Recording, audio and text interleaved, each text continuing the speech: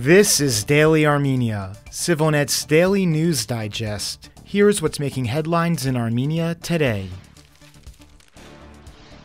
A senior Iranian diplomat has reiterated to Russia's ambassador in Tehran that his country continues to oppose changes to internationally recognized borders in the South Caucasus, in an apparent response to remarks by Russia's top diplomat last month supporting Azerbaijan's demand for Armenia to cede it an extraterritorial corridor that would, in effect, cut off Armenia's short but strategically important land border with Iran. Iran's foreign ministry confirmed the meeting in a readout yesterday, marking the first time Tehran has publicly, albeit indirectly, confirmed its diverging views with Moscow on the matter. That comes after Maria Zakharova, the spokesperson for Russia's foreign ministry, pointedly deflected a reporter's question last week about Iran's position on the matter. "It seems to me you should contact Tehran directly," Zakharova said. Before that, Russian Foreign Minister Sergei Lavrov went so far as to charge Armenia with sabotaging normalization talks with Azerbaijan by refusing to make the corridor concession, prompting a heated war of words between Yerevan and Moscow. In sharp contrast, Iranian officials have repeatedly said they consider maintaining their country's border with Armenia a red line.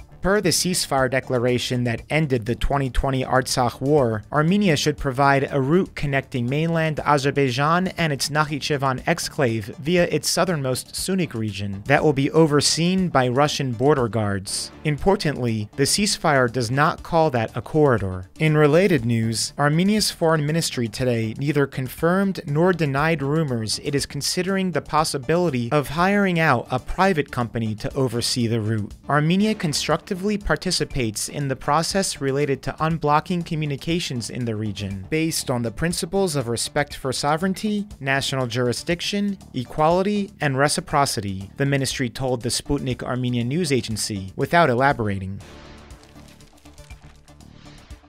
A Belarusian activist who was detained yesterday at her country's request when crossing overland into Armenia from Georgia has now been released and has applied for political asylum. Diana Moisenko is wanted in Belarus on charges relating to her alleged participation in protests that swept the country against contested presidential elections in 2020. Moisenko had been living in Georgia since last year and says she was not aware there was a criminal case against her in Belarus, one of Europe's most authoritarian countries and home to more than 1,500 political prisoners, including human rights activists, journalists, and opposition politicians. In a press release yesterday, the office of Svetlana Tikhanovskaya, Belarus's exiled opposition leader, confirmed it was in contact with Armenia's foreign ministry on Moisenko's case, and said it had received assurances that the Armenian authorities will not extradite Belarusians subject to political persecution in their homeland. In February, Armenia briefly detained another Belarusian citizen, Yaroslav Novikov, after Belarus opened a criminal case against him on charges of evading military service. By March, Armenia had agreed to grant Novikov asylum. Tikhanovskaya's office has also indicated it was involved in that case. In recent months, Yerevan's relations with Minsk have worsened significantly. In June, Prime Minister Nikol Pashinyan claimed that Belarus had helped Azerbaijan prepare for its 2020 war on Artsakh, despite Armenia and Belarus's common membership in the Collective Treaty Security Organization, a Russian-led defense bloc. Pashinyan then banned all Armenian officials from visiting Belarus. Most recently last month, Belarusian President Alexander Lukashenko mocked Armenia's accelerating turn west in an interview with Russian state television, saying, "Who needs the Armenians except for us? No one needs them."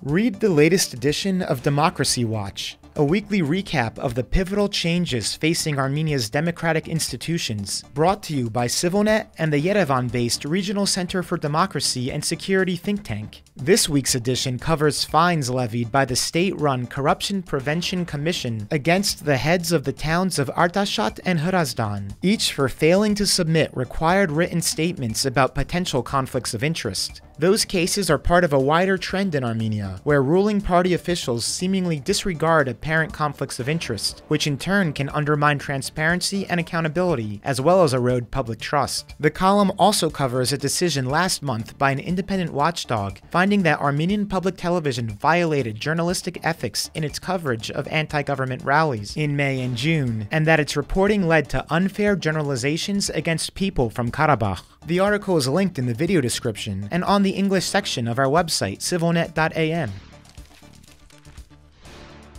And finally, the CivilNet number of the day is 4.